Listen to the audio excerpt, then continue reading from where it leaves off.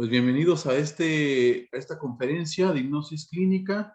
Mi nombre es Alberto Verdi, soy psicólogo, orientador psicoterapéutico con enfoque ericksoniano, especializado en programación neurolingüística, en psicopatología de la sexualidad y en algunos otros marcos teóricos.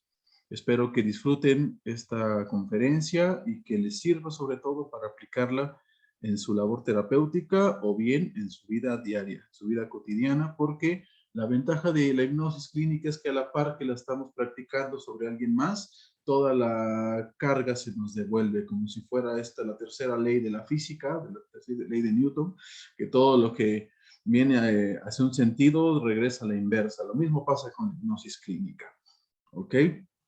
Es la gran ventaja de este gran marco teórico. Vamos a comenzar con algunos fundamentos. ¿Qué es la hipnosis? Se nos ha hablado mucho allá afuera sobre este punto. Algunos hablan de ella desde el aspecto teatral, otros desde el aspecto de lo clínico, otros desde el aspecto místico, pero en realidad lo que llamamos hipnosis no es más que un estado alterado de conciencia. En este estado alterado de conciencia se pueden acceder a otros tipos de procesamientos mentales a partir del proceso normal del cerebro, de su fisiología, de su neuroanatomía. Se van generando diversos estados, entre ellos es el sueño, el enojo, ¿sí? El estado de somnolencia, y dentro de esos estados alterados está la hipnosis. Es un aspecto completamente natural del ser humano. Sí, así que esto da pie a entender que se puede llegar a acceder a la hipnosis incluso por nuestra propia cuenta, sin necesidad de que un gran experto llegue y cree e induzca un estado hipnótico. Esto acatando únicamente a la cuestión de la hipnosis. Ya existe además la hipnoterapia y sobre todo la hipnoterapia con enfoque ericksoniano, que es otra cosa completamente distinta, que es enmarcar la hipnosis dentro de un marco psicoterapéutico, ya sea cognitivo-conductual, ya sea psicoanálisis, ya sea gestalt, ya sea humanismo. La ventaja de la hipnosis clínica es que es tan aplicable a distintos marcos teóricos, es tan noble que incluso podemos llegar a decir que puede mejorar el estado del usuario, el estado del paciente, del cliente, muy a pesar de la habilidad del terapeuta para crear este estado alterado de conciencia. Entonces, podemos entenderlo de un aspecto natural al decir que es un estado alterado de conciencia, pero también podemos entenderlo desde un aspecto técnico, desde un aspecto científico, y decir que son todas las herramientas, son todas las estrategias para crear un estado alterado de conciencia y así en elevar la calidad de vida del usuario. ¿Sí? El usuario entendido desde no solamente desde el consultante, sino también desde uno mismo, porque existe también la autohipnosis. Se utiliza en casos tan diversos, en casos tan distintos, que llegan desde lo físico hasta lo mental. En aspectos de lo físico, podemos ocuparla como un auxiliar paliativo. Por ejemplo, en aquellos dolores de cefaleas, dolores de rodilla, dolor de estómago, sí puede ser un excelente auxiliar para reducir los dolores de enfermedades como cáncer, sí, artritis, ¿ok? Y ya padecimientos mentales, psíquicos, realmente hay tantos que se pueden tratar con esta herramienta, desde la ansiedad, el estrés, la depresión, ¿sí? Distintos estados de disociaciones. Y no quiere decir que la hipnosis es mágica, que va a curar todo por su propia cuenta, sino como lo vimos anteriormente, lo enmarcamos dentro de un contexto psicoterapéutico y así es como potencializa nuestra propia labor terapéutica. No es que sea algo místico que es a partir de las leyes del universo astral y no es, al menos aquí en el instituto no lo entendemos de esa forma, lo entendemos siempre desde un aspecto científico y que tiene que ver desde el método en el que se entiende una investigación, ¿sí? Una aplicación y resultados. En ellas hay una hipótesis y para mencionar algunos ya tenemos un montón de datos científicos con base en la hipnosis. Si ustedes googlean en Redalic hipnosis, se van a dar cuenta que ya la mayoría de las investigaciones de este talante ya tienen como sustento a la estadística. Entonces ya no es algo místico, algo teatral, como se tenía la concepción hace 2 siglos, sino que ya es algo que tenemos que ocupar de sí o sí como profesionales de la salud, porque es una herramienta que nos va a ayudar a potencializar. Y sobre todo si lo marcamos en el modelo ericksoniano. El modelo ericksoniano proviene del trabajo de Milton Erickson, quien fue un psicólogo norteamericano y que es difundido a partir de sus alumnos. Sidney Rosen, Jeffrey Zeig, Richard Mandler, John Grinder, ¿sí? Entonces, todos ellos se han encargado de difundir lo que es el modelo ericksoniano. Propiamente dicho, Milton Erickson no estableció un marco teórico, porque él tenía la concepción, la idea de que cada terapeuta tenía que crear su propio estilo. Sin embargo, si nos vamos a los escritos de Milton Erickson y a los grandes resultados que dio, sus alumnos dijeron en algún momento, esto hay que difundirlo, hay que difundir esta forma de trabajo porque crea cambios, porque eleva la calidad del consultante de forma muy rápida. ¿Sí? Y es precisamente por el predominio de las sugestiones y porque además es muy indirecto y sobre todo es muy permisivo. Hay una gran cantidad de sugestiones que provocan que nosotros podamos acceder a la mente inconsciente y generar cambios de forma muy rápida. Porque generalmente en un proceso terapéutico trabajamos sobre el consciente y creamos tareas, dejamos ejercicios, ¿no? El diálogo socrático, el diálogo mayéutico, el diálogo que trata de generar tesis, antítesis para poder generar otro tipo de patrones mentales, conductuales, ¿sí? Pero seguimos trabajando sobre el consciente. Con el modelo ericksoniano y con la hipnosis clínica, que es muy sugestivo, entramos al inconsciente sin que el usuario se dé cuenta de que estamos accediendo a él y generar cambios de forma muy rápida. ¿Sí? Se pueden realizar de forma muy rápida estos cambios, entendiendo sobre todo al usuario y creando sugestiones adecuadas a su funcionamiento psíquico. Obviamente todo esto acatando las concepciones éticas que nos lleva a nuestra labor clínica. ¿Ok? Dentro de este modelo ericksoniano que yo les platico, hay algunos principios, que es la orientación naturalista, que es este hecho de entender a la hipnosis como algo natural, como algo espontáneo incluso. Ustedes cuando van caminando en la calle, van manejando, eh, tienen un objetivo en específico y cuando llegan al objetivo, cuando llegan a su casa, a su trabajo, se detienen y dicen, ay, ¿en qué momento pasé todo lo demás? Y es precisamente porque entraron en este estado semi de trance, ¿sí? Al que ya podríamos llamar un tipo de trance hipnótico. Y es un estado natural de conciencia. No hubo la necesidad de que hubiera un experto en hipnosis clínica para poder crearla. ¿Sí? El marco referencial del usuario se refiere a que tenemos que enmarcar la hipnosis dentro del contexto del consultante. Porque hay muchas técnicas y los profesores y los doctores pueden dar un montón de técnicas, pero esa técnica solo va a funcionar cuando la enmarquemos dentro de un contexto en el que realmente haga un clic con el consultante. De ahí en fuera, no va a funcionar si no lo hacemos de esta forma. De ahí la noción que tenemos los ericksonianos de la terapia cortada a la medida. ¿Sí? Tenemos una orientación a futuro y muchas veces los consultantes llegan con una visión muy limitada de lo que es su problema y ese problema que tienen crea una barrera entre él y su futuro y un futuro hermoso, bello, espléndido. Lo que hacemos con el modelo ericksoniano es crear un futuro más esplendoroso que el que tiene realmente y con ello utilizamos pues imaginaciones guiadas, sugestiones, ¿sí? El mismo trance hipnótico para crear toda esa gama de posibilidades ante un problema. Debe haber una perspectiva de solución, que es esta idea de que podemos ayudar al consultante. Si no se tiene esta idea, de preferencia, mejor referir. El enfoque ericksoniano también es muy indirecto y permisivo. ¿Sí? Lo que les comentaba, podemos acceder directamente al inconsciente sin la necesidad de que el consultante ponga sus mecanismos de defensa. Porque muchas veces eso es lo que limita el cambio, los mecanismos de defensa que el consultante tiene. Pues con el modelo ericksoniano rompemos esas barreras y por eso es que llegamos a crear soluciones más rápidas. Desestructuramos el tipo de pensamiento que llega a ser muy unilateral y creamos otro tipo de pensamientos para desarrollar otro tipo de patrones conductuales. Y para ello intervenimos sobre las pautas, entendemos qué es, cómo es la secuencia de puntuación de hechos que hay entre el usuario, su problema y su contexto. Y a partir de ahí también creamos, a partir de estrategias a nivel consciente, otro tipo de patrones conductuales. Ocupamos en exceso las narraciones. De hecho, el 70% de la sesión es a partir de narraciones, ¿sí? Creamos cuentos, creamos estrategias narrativas, anécdotas propias, ¿no? Ocupamos lo que el consultante nos está diciendo para crear otra narración completamente distinta y ampliar el bagaje cognitivo que tiene el consultante. Pero hay algo muy importante que hay que contemplar, que el usuario conoce la respuesta. Y si nosotros depositamos una idea que no es del consultante y es nuestra y se la depositamos en él, lo más probable es que no le sirva para poder llevarla a cabo.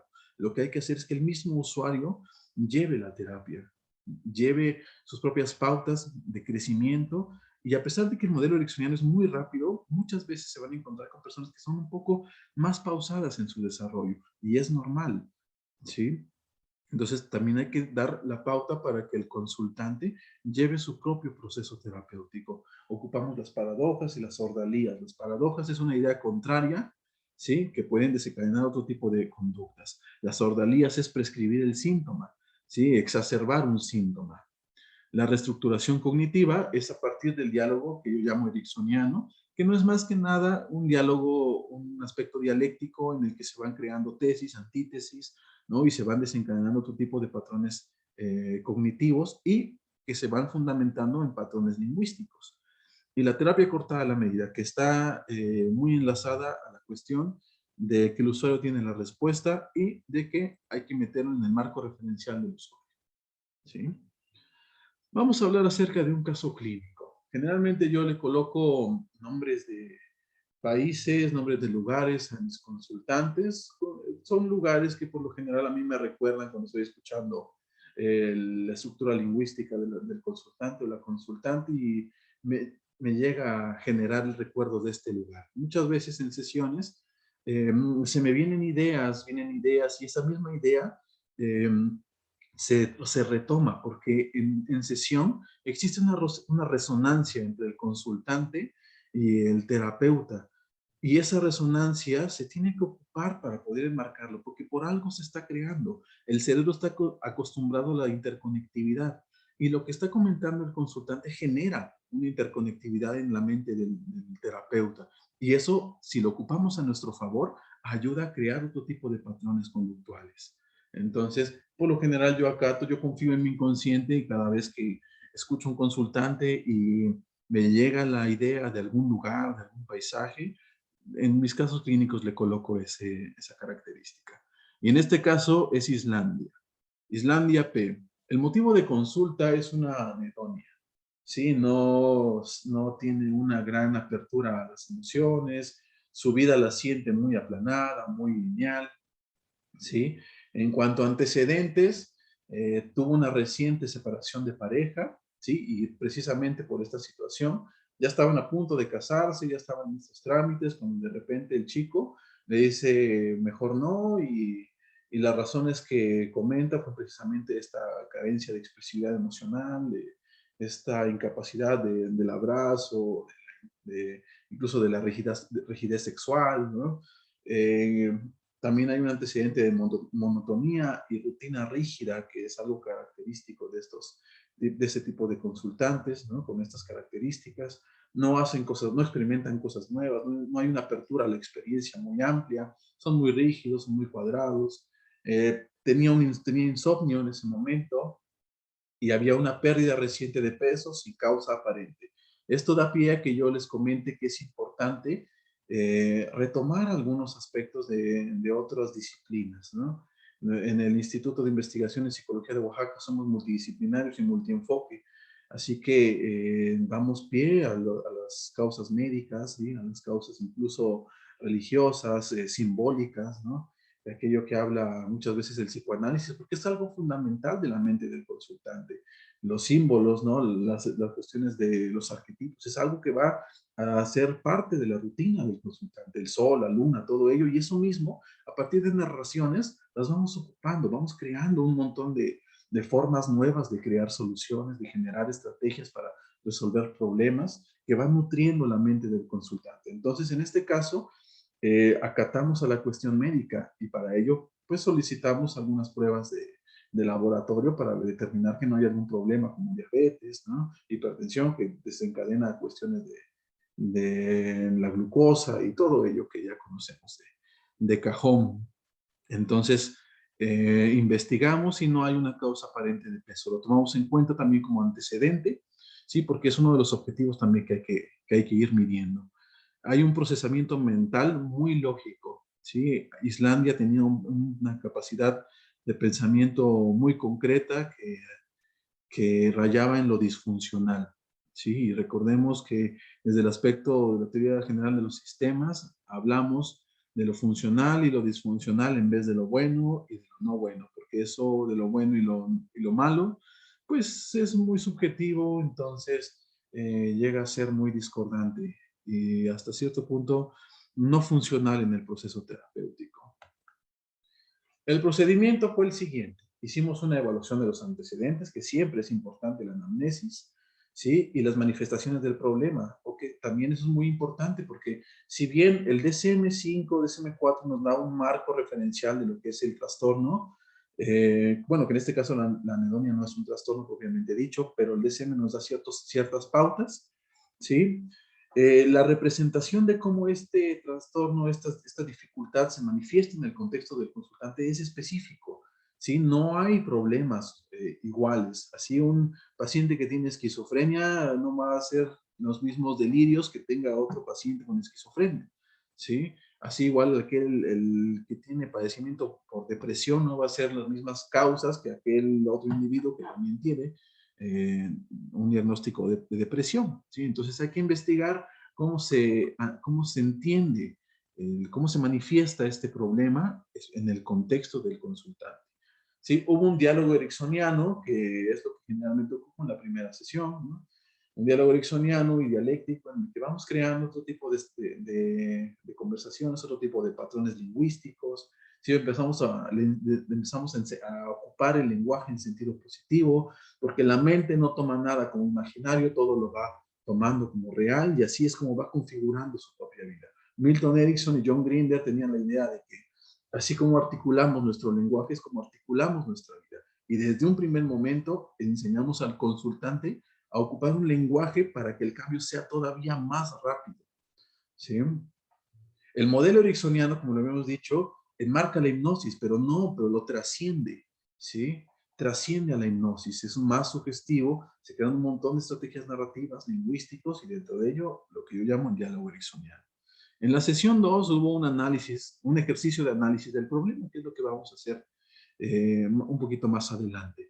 Ocupamos una estrategia inconsciente para poder crear este lazo entre el pasado y el futuro, ¿no? Si bien en el modelo ericksoniano casi no importa mucho la cuestión del pasado, yo en lo personal, desde mi propio modelo, sí lo enmarco, sí lo tomo en cuenta, porque me he sentido muy cómodo entendiendo el pasado del consultante porque he notado que se crean distintas interconexiones entre su problema actual. Entonces yo en lo personal sí lo entiendo, sí trato de explorar esa parte y he creado algunas estrategias inconscientes para poder entender y entender las razones de por qué se crea el problema actual. En la sesión 3 hicimos una hipnosis clínica. Muchas veces empiezo desde la primera sesión con la hipnosis clínica, en este caso no, porque yo quería entender un poco más su contexto. Si no fue hasta la tercera sesión cuando realizamos una hipnosis clínica, yo tengo un modelo que es mitad a nivel consciente, mitad a nivel inconsciente, ¿no? Y en ella ocupé una estrategia que yo le llamo de la escultura, que también la vamos a ver un poquito más adelante. En la sesión 4, ya a partir de todas las estrategias de la hipnosis, del diálogo ericksoniano, ya hay un análisis de nuevos patrones de conducta, pequeños, pero ya los hay. Hay una desestabilización cognitiva, que es esta parte en la que la persona dice, pues todo lo que yo estaba pensando no es realmente tal y como yo lo había creído, o no al menos por completo.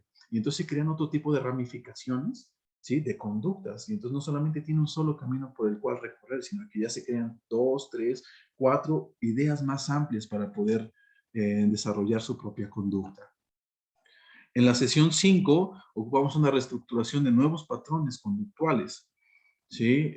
Ya hay nuevos patrones ya tangibles, ya se puede entender, ya hay un poquito más de expresión emocional, ya hay mayor apertura a la experiencia. El insomnio desapareció desde la primera sesión, ¿sí? Perdón, desde la primera sesión que hicimos hipnosis. De hecho, es uno de los factores que se corrigen inmediatamente con la hipnosis clínica, y es el insomnio, porque regulamos los estados de conciencia. ¿Sí? Los estados alternos de conciencia se van regulando poco a poco. Y el insomnio no es nada más que una perdurabilidad de un estado de vigilia constante. Entonces, en hipnosis lo que hacemos es modular los estados alterados de conciencia y se van regulando los procesos circadianos. Entonces, el insomnio, yo en lo personal, no lo tomo como una cuestión muy compleja, como una situación que hay que tratar luego, sino que se va curando, se va regulando conforme vamos atendiendo a otro tipo de situaciones.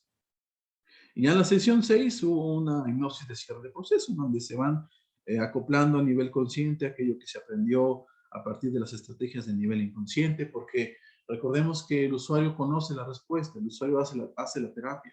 Entonces, el usuario ahí en su mente tiene un montón de estrategias que él ha aplicado a lo largo de su vida, y que no solo él ha aplicado, sino que también ha visto en películas, ha leído en libros, cómo es que el actor principal, el personaje principal resuelve problemas, y todo ello está almacenado en la mente. Con la hipnosis lo que hacemos es adormecer la parte consciente para acceder directamente al inconsciente y que vuelvan a surgir esas estrategias que están ahí encerradas y casi olvidadas, ¿no? Entonces, con ello ocupamos y resolvemos situaciones de forma muy eficaz y muy rápida. Vamos a hablar del ejercicio que les comenté, el ejercicio de exploración entre el pasado y el futuro de la consultante. Para ello, si ustedes se dieron la oportunidad de ir por la hoja blanca, ¿no? Yo les pediría que esa hoja blanca, tal y como se ve aquí en la parte del video, la dividan en dos, ¿sí? Y después la vuelvan a doblar en dos, de tal forma que quede un rectángulo, y cuando lo desdoblen queden 4 segmentos. Esa es una estrategia que van a poder ocupar con su consultante, y dice la forma siguiente. Vamos a dar unos 2 minutos para cada segmento, ¿sí? Por la cuestión del tiempo, pero en sesión ustedes pueden darse su tiempo, pedirle pueden darle colores a su consultante, plumones, tal forma que se practique lo que hay en la mente, porque la estructura neuronal de la escritura es completamente distinta a la del lenguaje. Se involucran más procesos cuando se escribe, cuando se dibuja, porque hay una parte motora. Entonces se estimulan más algunas zonas cerebrales, ¿sí? O por lo menos se estimulan más zonas cerebrales que solamente cuando se dice. Entonces, el grafismo es una forma también de atender al cambio. Y entonces, ocupamos estrategias inconscientes. Y yo les comento de una forma muy tranquila, de una forma muy sugestiva, le comento al consultante y así les comento a ustedes. El primer segmento va a ser el que está arriba a la izquierda. El segundo va a ser el que está arriba a la derecha de ustedes. El tercer segmento va a ser el que está a la izquierda abajo. Y el cuarto segmento va a estar a la derecha abajo. Entonces, en el primer segmento, por favor, piensa primero en este problema que tienes, en este problema que te está disminuyendo tu calidad de vida. Piénsalo un momento. Piénsalo. Si ustedes no tienen un problema en específico, piensen en alguno que está por ahí. Siempre puede haber algo mejor. Siempre puede haber algo que solucionar. Entonces, respiren profundamente. Y mientras respiran, les pido por favor que vayan siguiendo cada una de las instrucciones que les voy a ir dando. Y en el primer segmento, piensen en un momento de su infancia, sin pensarlo tanto. Cuando yo chasquee los dedos, hasta ahí dejarán de pensar, y el primer evento que ustedes hayan pensado, ese lo van a dibujar. 1, 2, 3. Detengan su pensamiento y acaten el primer recuerdo que les vino a la mente y comiencen a dibujarlo en el primer segmento. Para ello, les voy a dar 2 minutos nada más para dibujarlo.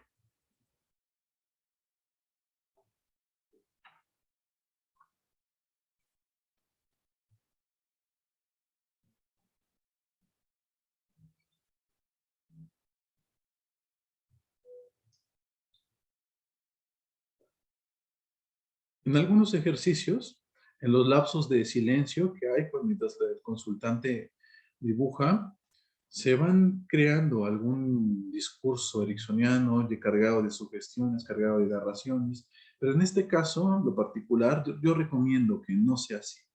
Yo recomiendo que dejen en silencio al consultante y que vaya asociando lo que tenga que asociar.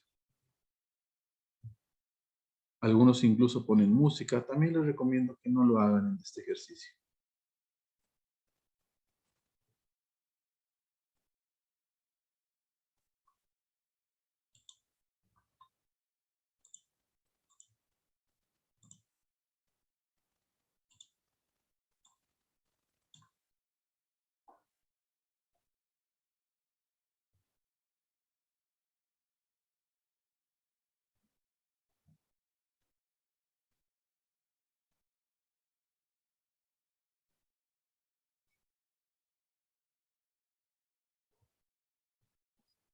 Respiren profundamente.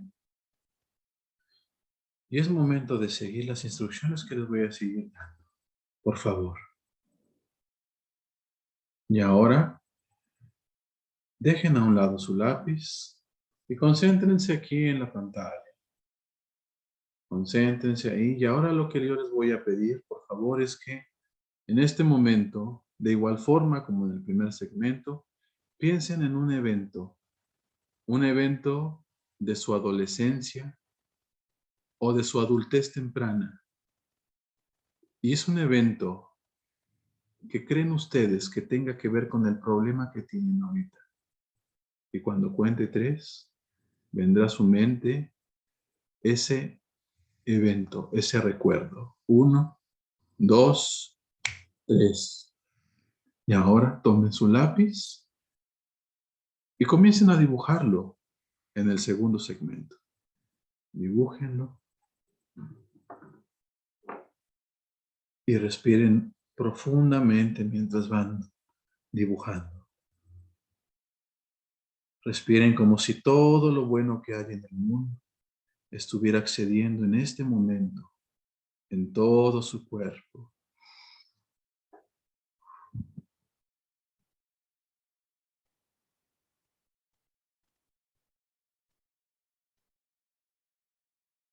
Mientras van dibujando en el segundo segmento. También serán 2 minutos de dibujo.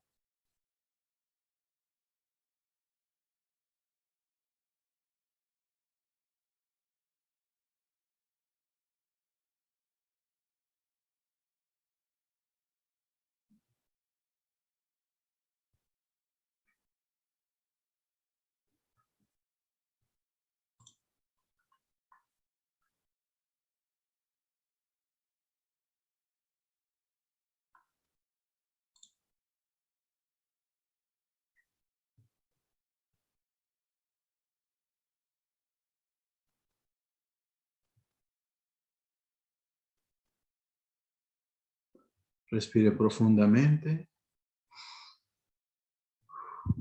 y vuelvan a dejar a un lado su lápiz, su pluma. Y es momento de atender al tercer cuadrante. Y en este cuadrante me gustaría que dibujen el problema que tienen en este momento, pero traten de dibujarlo unido a los 2 recuerdos anteriores. Y cuando cuente 3, comenzarán a dibujar lo primero que su mente les otorgue. Confíen en su inconsciente. 1, 2, 3. Comiencen a dibujar este problema que tienen actualmente unido a esos 2 recuerdos. Y ustedes se preguntarán, ¿cómo puede ser posible eso? No lo sé. Ustedes tienen la respuesta. Confíen en su inconsciente.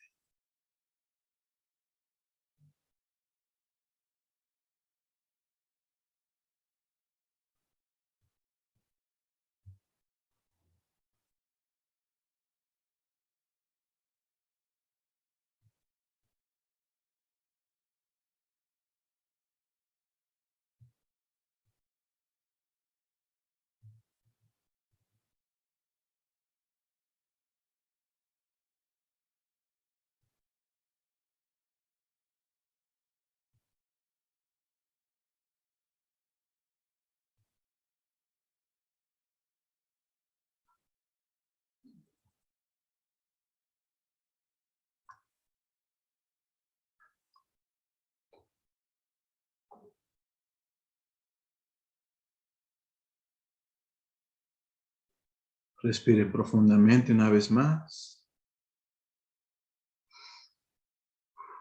Y ahora vuelvan a dejar el lápiz ahí a un lado de ustedes. Y ahora me gustaría que se concentraran en el cuarto cuadrante. Y me gustaría que en este momento cerraran brevemente sus ojos. Cierren sus ojos un momento. Y me gustaría que vayan pensando en los dibujos que acaban de realizar. En el primero de su infancia, en el segundo de su adolescencia o adultez temprana, y en el tercer dibujo donde está representado su problema, unido a los dos dibujos previos. Y ahora, cuando cuente yo 3, a su mente vendrá un objeto que represente todo ese trabajo que están haciendo en este momento. Y cuando cuente 3, también abrirán sus ojos, tomarán el lápiz y dibujarán ese objeto. Confíen en su inconsciente. 1, 2, 3. Abran sus ojos y dibujen el primer objeto que haya llegado a su mente.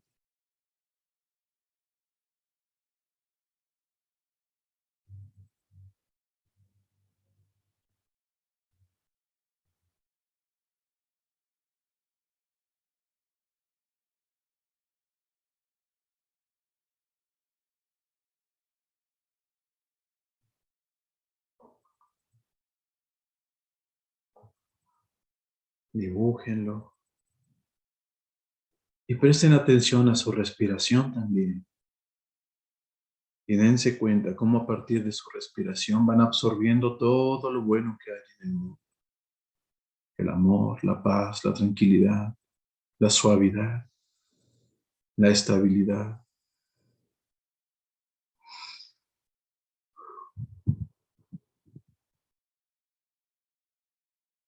Ahora, ya que han terminado de dibujar su objeto, me gustaría que ahora tomaran su dibujo enfrente de ustedes y vayan observándolo, obsérvenlo, analícenlo y dense cuenta cuál será la interconectividad que hay entre estos 4 dibujos. ¿Qué hay de enlace entre estos dibujos? Y a un nivel superficial, tal vez no tengan ningún enlace, pero a un nivel profundo lo tendrá. Y es a este nivel profundo en donde los cambios se hacen verdaderamente, porque entendemos, nos entendemos a nosotros mismos y entendemos nuestro contexto. Y en este momento, por favor, cierren sus ojos un momento.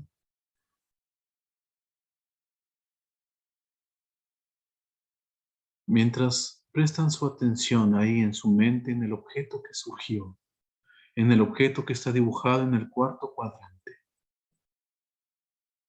Y quisiera pedirle a esta parte sabia de su mente que se llama inconsciente, que les deje una tarea en específico, cualquiera que sea. Será una tarea que ayudará a entablar comunicación su mente inconsciente y su mente consciente. Y cuando cuente 3, saludablemente y protegidamente se van a ubicar aquí y ahora. 1, 2, 3. A su ritmo y a su tiempo se ubican aquí y ahora. Y quisiera decirles que este ejercicio tiene la intención de entender la interconectividad, los enlaces que hay entre cada uno de sus problemas con algunos eventos de su pasado. Ese es un objetivo en específico, pero aparte tiene un objetivo todavía más complejo, que es el de activar aquellas zonas de la mente, del cerebro, que por lo general no activamos. Sí, aquellos recuerdos de la infancia, de la adolescencia, que son los recuerdos que más ocultamos por lo general, ¿no?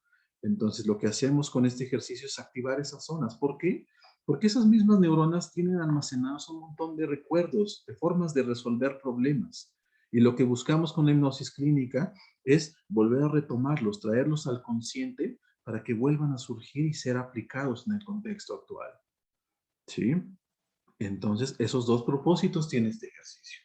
Esto fue lo que ocupamos con la consultante, con Anedonia. Entendió distintos aspectos, algunas cuestiones de su estilo de crianza, ¿no? Que le ayudaron a poder entender y poder crear otro tipo de respuesta. Recordó seguramente este aspecto de su infancia en donde podía expresar emociones, podía disfrutar con mayor ahínco las experiencias de la vida, ¿no? Y poder desarrollar otro tipo de respuestas a sus contextos actuales. Pero después no fue suficiente, teníamos que seguir trabajando, pero ahora a un nivel mucho más inconsciente, a un nivel mayor de profundidad mental. Y fue que en la cuarta sesión, en la tercera sesión, ocupamos la estrategia de trance hipnótico. Y yo en la particular tengo bastantes o distintos narraciones lingüísticas para evocar distintas formas de resolver dificultades. Y para ello yo quisiera contarles una historia que algunos de ustedes ya conocen, ¿no? Que se las he comentado, ya sea en sesión o en algunos otros cursos, y es la cuestión de la escultura. Por lo general, cuando nosotros tenemos enfrente una gran roca, pues muchas veces a un nivel superficial la entendemos simplemente como una gran roca. Pero muchas veces, alguno que otro se le prende la idea y dice, bueno, esto no necesariamente tiene que ser solamente una roca, también puede ser una gran escultura. Y es esta perspectiva futuro que tenemos las personas. Muchas veces el problema nos hace poder ver que aquí una piedra puede ser una gran escultura y ustedes, que ustedes son una simple roca, en realidad pueden llegar a ser una gran escultura si ustedes empiezan a labrar su propia piedra. Y así, si ustedes tienen una perspectiva de su futuro bella, estética, pueden crear un David, una Pietà muy, muy hermosa. Pueden crear de su vida algo muy hermoso. Y por favor, en este momento, cierren sus ojos. Cierren sus ojos y por favor vayan siguiendo las instrucciones que les voy a ir dando. Cierren sus ojos un momento y aprovechen este trance para mejorar en cualquier aspecto su calidad de vida. Porque si ustedes van dejándose llevar por mi voz, algo, cuando vuelvan a abrir sus ojos, cambiará. Cambiará la perspectiva de su vida y algo será mucho más sencillo. Y mientras voy contando, ustedes van accediendo a esta parte sabia de su mente que se llama inconsciente y la van a representar como algo, un cuarto muy oscuro, en el que enfrente de ustedes hay una lámpara iluminando una gran roca o tal vez una gran pieza de mármol. 10, 9, 8, 7, 6, 5, 4, 3, 2, 1. Y ahí donde están, en este cuarto oscuro que tienen enfrente de ustedes una gran roca, una gran pieza de mármol, se van a dar cuenta que en realidad no es solamente una pieza de mármol, una gran roca, sino que puede ser la escultura más bella que ustedes hayan visto en toda su vida. Y voltean hacia un lado y hacia otro y se preguntan, ¿qué es lo que puedo hacer? ¿Qué puedo hacer con esta piedra, con esta roca, con esta gran pieza de mármol? Y entonces una voz profunda que proviene de lo más interno de su mente les dice, talla. Y entonces ustedes se preguntan, ¿talla? ¿Pero qué voy a tallar? Y entonces una parte de su mente viene una imagen, cualquier imagen, tal vez una imagen de alguna persona, tal vez incluso de algún lugar, o algún objeto que represente a alguna persona o algún lugar, o algún objeto que represente algo distinto en su vida. No importa. Lo que van a hacer es comenzar a tallar. Y ustedes se preguntarán, ¿pero con qué voy a tallar? Y yo les puedo decir que ahí en sus manos tienen todas las herramientas para alcanzar cualquier objetivo que ustedes se propongan. Así que, sin darse cuenta, alzan sus manos, las observan y se dan cuenta que en una mano tienen un cincel y en la otra tienen un barro. Y sin pensarlo, comienzan a tallar.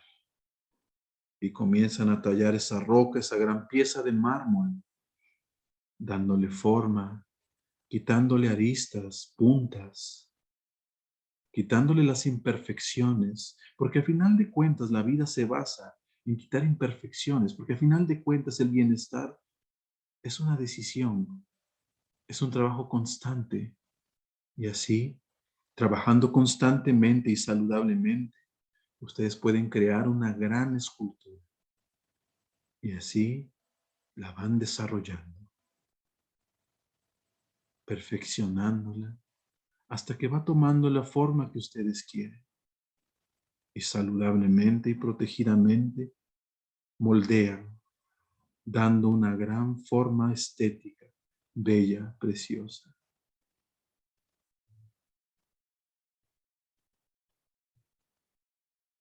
Y ahora que están terminando su escultura y que en este momento han terminado su escultura,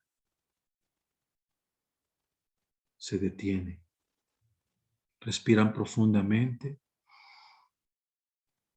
y observan la gran escultura que tienen frente a ustedes y se sienten realmente orgullosos del trabajo que han realizado, del duro y constante y fuerte trabajo que han realizado con su escultura. Y se dan cuenta de la gran capacidad que tienen para crear de su vida una bella y hermosa escultura. Y con este pensamiento, con esta nueva capacidad, con este nuevo entendimiento de ustedes mismos, voy a ir contando y ustedes se van ubicando aquí y ahora. 1, 2, 3, 4, 5, 6, 7, 8, 9, 10. A su ritmo y a su tiempo, abren sus ojos ubicándose aquí y ahora.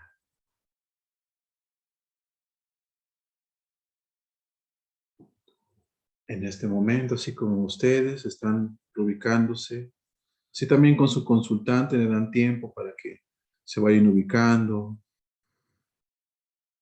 a la luz, porque cuando se entra en estado de trance, una característica física es que las pupilas se dilatan y cuando abren los ojos, el destello puede llegar a lastimar.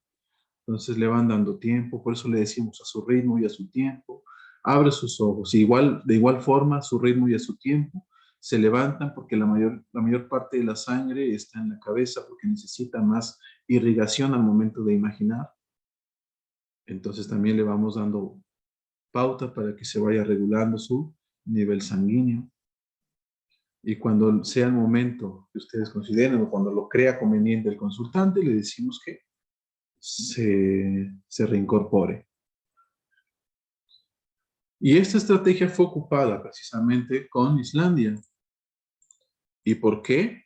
Porque precisamente la expresión de la emoción llega a también ser una decisión, llega a ser un entrenamiento, llega a ser esta misma alegoría de labrar nuestra propia piedra para poder expresarlo adecuadamente, para ser asertivos al momento de comunicar una emoción.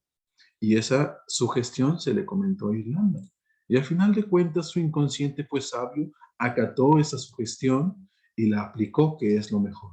Porque muchas veces nos quedamos a un nivel de entendimiento, pero con estrategias, con las sugestiones que llamamos poshipnóticas, es como creamos que ese entendimiento sea aplicado. Y así fue como tuvimos la oportunidad de apoyar a Islandia. Y esos fueron los ejercicios que quería comentarles en este momento. Pero además, yo quisiera también hacer una pequeña promoción. Y bueno, los resultados es que hubo regulación del sueño, que fue desde la primera sesión, ¿sí? Con hipnosis. Hubo creación de nuevos hábitos, de actividades complementarias. Ya Islandia lo que hacía era tenía un día al mes que ayudaba a explorar cosas nuevas, iba a algún museo, algún centro cultural, salía de viaje. Había una regulación de ingesta de alimentos, porque ese también es un aspecto que se mejora luego, no tiene gran relevancia en este aspecto. ¿Sí? En este caso no tuvo gran relevancia. ¿Sí? Otra distinción son casos de consumo, de trastornos de consumo de alimentos, ¿no? Como la bulimia, la anorexia, es algo completamente distinto. Es un proceso completamente distinto. Hubo un aumento en la expresión emocional, específicamente con su madre, porque era pues, prácticamente su único círculo, pero poco a poco se fue extendiendo a otros tipos de interacciones y hubo un incremento al 8 de su disfrute de la vida. Al principio, cuando yo le pregunté de la escala del 1 al 10, del 0 al 10, ¿cuál es tu disfrute de la vida? Por lo general uno pensaría que sería el 0, ¿no? O el 2 o el 3, pero estaba tan ensimismada en esta anedonia que decía, pues no lo sé, la verdad es que no lo siento. Al final de todo el proceso, un incremento al número 8 en disfrute de su vida. Y eso, bueno, es algo, no se llegó al 10, pero realmente ¿quién está en el 10, no? Entonces, esta parte de la evaluación constante es fundamental en todo proceso terapéutico.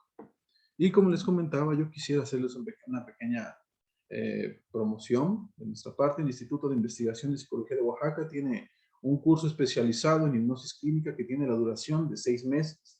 Y tiene esta duración precisamente porque lo vamos llevando desde los fundamentos, ¿sí? Hasta lo más complejo, hasta las aplicaciones específicas. ¿Sí? Vemos algunos aspectos como terapia sexual, combinamos algunas estrategias de hipnosis con terapia gestáltica, ¿sí? No el marco teórico propiamente dicho, pero sí técnicas gestálticas, ¿no? Los vamos llevando desde los fundamentos hasta las aplicaciones avanzadas. Sí, por eso tiene una duración de 6 meses. Otorgamos material complementario para que vayan estructurando nuevas formas de aplicar, porque el objetivo del curso no es solamente acatar técnicas, como lo hicimos en este momento, sino que ustedes aprendan a crear sus propias técnicas. Ese es el objetivo de este curso, otorgar los fundamentos tan sólidos que ustedes puedan desarrollar en el momento que les llegue un consultante completamente distinto a lo que ustedes ya saben, ¿sí? Aplicar, crear una nueva estrategia para poder aplicarla y generar una estrategia de trance acoplada a las necesidades del consultante. Para ello, pues necesitamos un buen análisis de algunos textos que vamos a ir revisando poco a poco, ¿no? Es un sábado al mes, con una duración de 5 horas cada sábado, y aparte 5 horas de material complementario, lo que da una duración total del curso de 60 horas. Es la mitad de un diplomado, ¿no? Pero abarcamos prácticamente lo mismo, ¿no? Realmente el método que ocupamos no es, ya tenemos ya casi 8 años de experiencia en esto de enseñar hipnosis.